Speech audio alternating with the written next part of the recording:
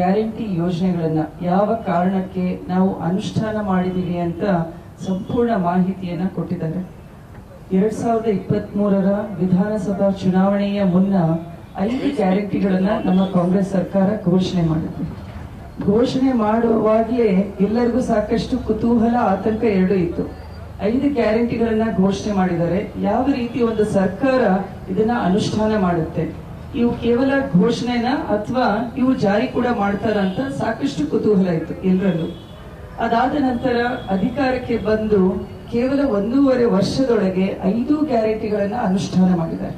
ಅದು ಹೆಗ್ಗಳಿಕೆ ನಮ್ಮ ಕಾಂಗ್ರೆಸ್ ಸರ್ಕಾರಕ್ಕೆ ಇದೆ.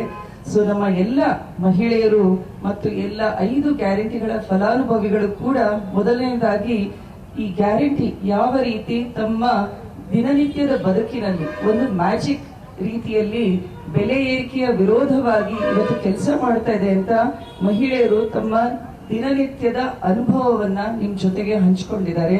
ಇವತ್ತು ನನಗೆ ಬಹಳ ಹೆಮ್ಮೆ ಅನ್ಸುತ್ತೆ. ಈ 5 ಗ್ಯಾರಂಟಿಗಳನ್ನ, ಇದರಲ್ಲಿರುವಂತಹ 2 ಗ್ಯಾರಂಟಿಗಳು, ನಮ್ಮ ಗೃಹಲಕ್ಷ್ಮಿ ಯೋಜನೆ ಮತ್ತೆ ಶಕ್ತಿ ಯೋಜನೆ, ಎರಡೂ ಕೂಡ ಮಹಿಳೆಯರನ್ನ ಆರ್ಥಿಕವಾಗಿ ಮತ್ತು ಸಾಮಾಜಿಕವಾಗಿ ಸಬಲರನ್ನಾಗಿ ಮಾಡುವಲ್ಲಿ ಎತ್ತಿದ ಕೈ ತೋರಿಸಿದೆ. ಮೊದಲನೇದಾಗಿ ಶಕ್ತಿ ಯೋಜನೆ. ಇಡೀ ಸರ್ಕಾರ ಆಯ್ತು, ಇಡೀ ದೇಶದಲ್ಲಿ ಎಲ್ಲರೂ ಹೇಳಿದ್ರು, ಎಲ್ಲಿ ನೋಡಿದ್ರೆ ಅಲ್ಲಿ ಬಸ್ ನಲ್ಲಿ ಹೆಣ್ಮಕ್ಳು ಹತ್ಕೊಂಡು ತೀರ್ಥ ಸ್ಥಳಗಳಿಗೆ ಹೋದಿದ್ರು.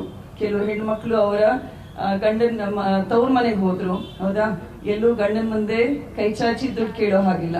ತಾವೇ ಫ್ರೀಯಾಗಿ ತಮ್ಮ ಆಧಾರ್ ಕಾರ್ಡ್ ಇಟ್ಕೊಂಡು ಬಸ್ ನಲ್ಲಿ ಹತ್ಕೊಂಡು ಯಾವುದೇ KSRTC ಬಸ್ ನಲ್ಲಿ ಇಡೀ ಕರ್ನಾಟಕ ರಾಜ್ಯಾದ್ಯಂತ ನಾವೆಲ್ಲ ಮಹಿಳೆಯರು ಫ್ರೀಯಾಗಿ ಟ್ರಾವೆಲ್ ಮಾಡ್ಬೋದಿತ್ತು. ನಾನು ಕೂಡ ಫ್ರೀಯಾಗಿ ಬಸ್ ನಲ್ಲಿ ಟ್ರಾವೆಲ್ ಮಾಡಿ ಅಲ್ಲಿರುವಂತಹ ಅನೇಕರನ್ನ ಕೇಳಿದೆ.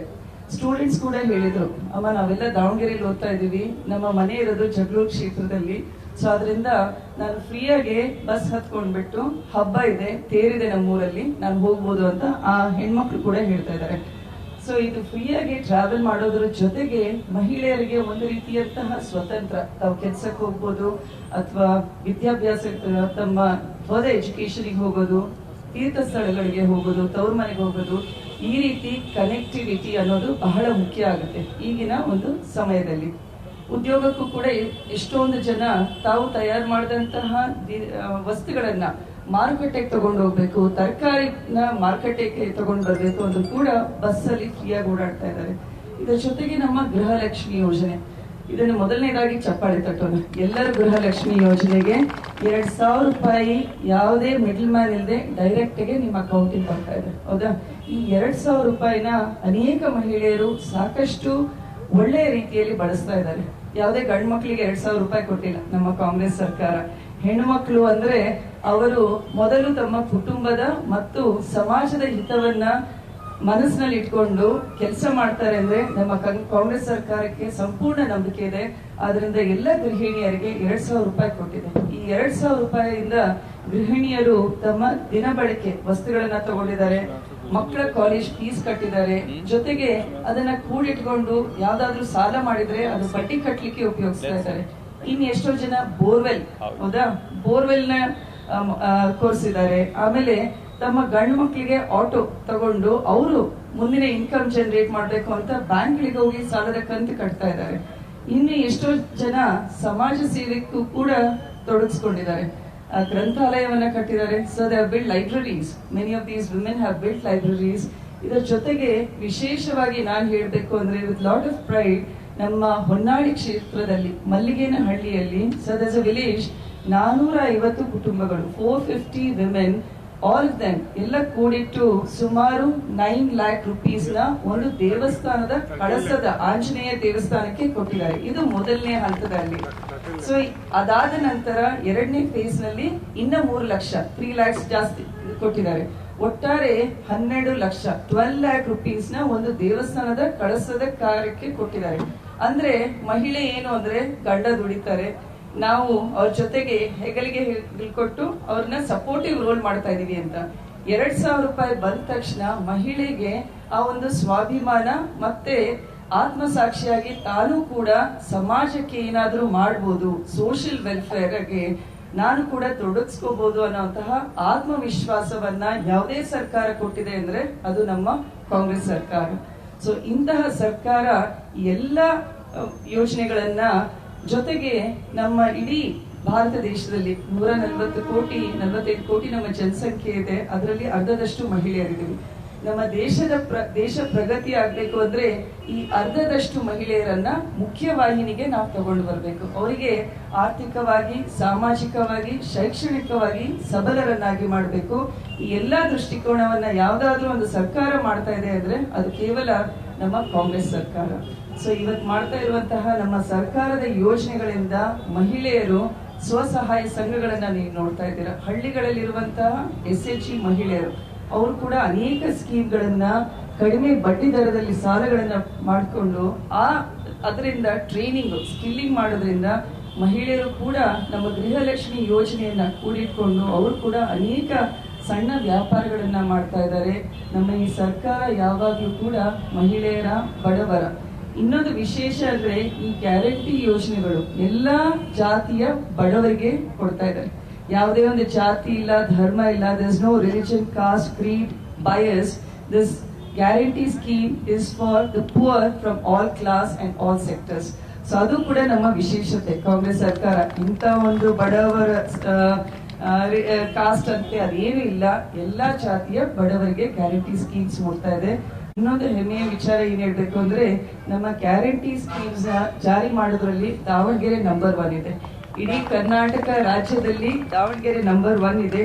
ಅದರಲ್ಲಿ ಇವತ್ತು ವಿಶೇಷವಾಗಿ ದಾವಣಗೆರೆ ದಕ್ಷಿಣ ವಿಧಾನಸಭಾ ಕ್ಷೇತ್ರದಲ್ಲಿ ಏನು ಚುನಾವಣೆ ಬೈಪೋಲ್ ಉಪಚುನಾವಣೆ ನಡೀತಾ ಇದೆ, ನಮ್ಮ ದಕ್ಷಿಣ ವಿಧಾನಸಭಾ ಕ್ಷೇತ್ರದಲ್ಲಿ 5 ಗ್ಯಾರಂಟಿ ಯೋಜನೆಗಳ ಅಂಕಿ ಅಂಶಗಳನ್ನ ನಾವು ನೋಡ್ಬೇಕು ಅಂದ್ರೆ ಅನ್ನಭಾಗ್ಯ ಯೋಜನೆಯಡಿ ಸುಮಾರು ಮೊದಲನೇದಾಗಿ ಗೃಹಲಕ್ಷ್ಮಿ ಯೋಜನೆಯಡಿ ಸುಮಾರು 58,684 ಫಲಾನುಭವಿಗಳು ಇದ್ದಾರೆ.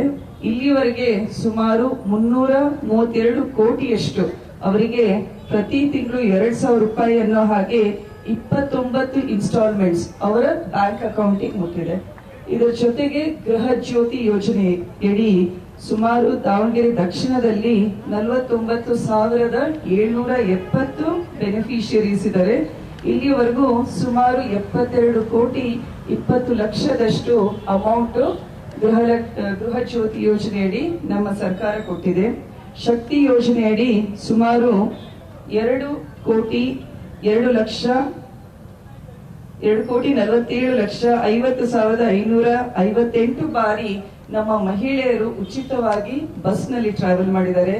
ಅನ್ನಭಾಗ್ಯ ಯೋಜನೆಯಡಿ ಸುಮಾರು 1,60,731 ಬೆನಿಫಿಷಿಯರೀಸ್ ಕುಟುಂಬ ಇದರಿಂದ ಬೆನಿಫಿಟ್ ಮಾಡ್ಕೊಂಡಿದ್ದಾರೆ.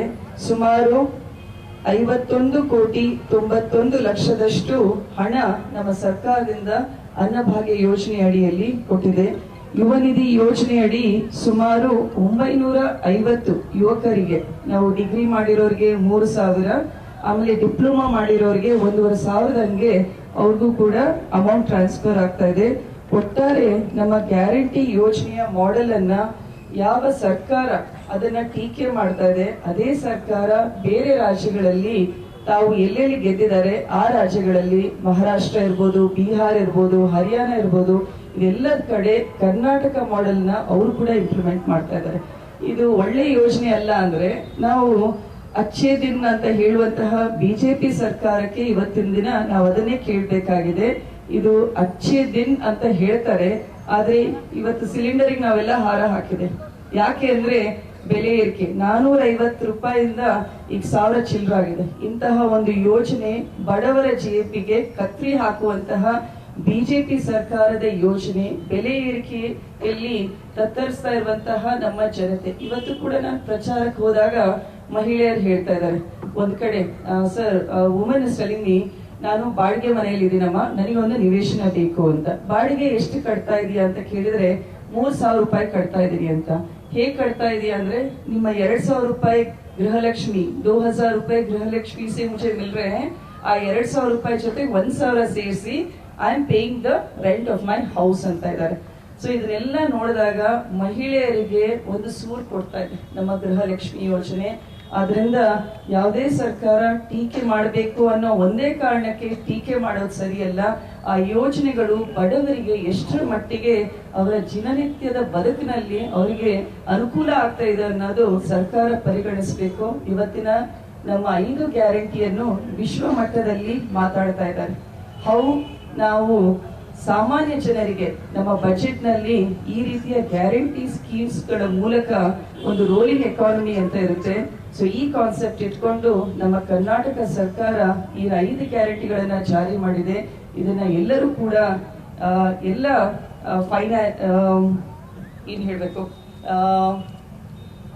All the people who discuss finance, ಆಮೇಲೆ ಅವರು ಎಲ್ಲರೂ ಕೂಡ ಇದನ್ನ ಸಮರ್ಥಿಸ್ತಾರೆ. ಅಮರ್ತ್ಯ ಸೇನ್, ನೊಬೆಲ್ ಲಾರಿಯೇಟ್ ಅಮರ್ತ್ಯ ಸೇನ್ ಕೂಡ ಇದನ್ನ ಸಮರ್ಥಿಸ್ತಾರೆ. ಸೊ ನಾನು ಅದನ್ನೇ ಹೇಳೋದು, ಇಲ್ಲಿ ಬಂದಿರುವಂತಹ 55 ಜನ ಫಲಾನುಭವಿಗಳಿದ್ದೀರ, ನಿಮ್ಮಲ್ಲೆಲ್ಲ ರಿಕ್ವೆಸ್ಟ್ ಮಾಡೋದೇ, ಯಾವ ರೀತಿ ನಮ್ಮ ಸರ್ಕಾರ 5 ಗ್ಯಾರಂಟಿಯಿಂದ ನೀವು ಉಪಯೋಗ ಪಡ್ಕೊಂಡಿದ್ದೀರಾ ಅದನ್ನ ಎಲ್ಲ ನಮ್ಮ ಕರ್ನಾಟಕ ರಾಜ್ಯದ ಎಲ್ಲ ಮಹಿಳೆಯರು ಅದನ್ನ ಅರ್ಥಕೊಂಡು ಬರುವಂತಹ ಚುನಾವಣೆಯಲ್ಲಿ ಕಾಂಗ್ರೆಸ್ನ ಭದ್ರಕೋಟೆಯಾದಂತಹ ದಕ್ಷಿಣ ಕ್ಷೇತ್ರದಲ್ಲಿ ನಾವು ಬದ್ಧತೆಯಿಂದ ಕಾಂಗ್ರೆಸ್ ಪಕ್ಷಕ್ಕೆ ನಾವು ವೋಟ್ ಮಾಡಬೇಕು ಅಂತ ತೀರ್ಮಾನ ಮಾಡಿ ಒಂದು ಒಳ್ಳೆ ಬಹುಮತದಿಂದ ಅಪ್ಪಾಜಿ ಅವರನ್ನ 6 ಬಾರಿ ಆಯ್ಕೆ ಮಾಡಿದಂತಹ ದಾವಣಗೆರೆ ದಕ್ಷಿಣ ಕ್ಷೇತ್ರ ಇದು.